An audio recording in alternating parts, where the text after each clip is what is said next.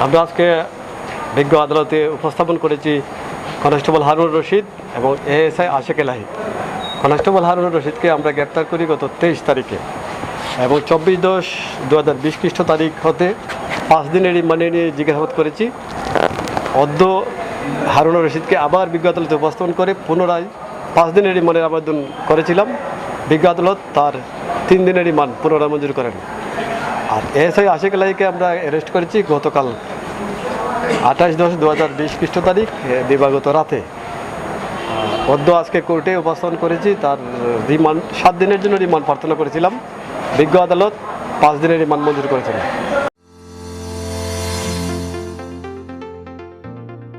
একটি চ্যানেল সিলেট প্রযোজনা।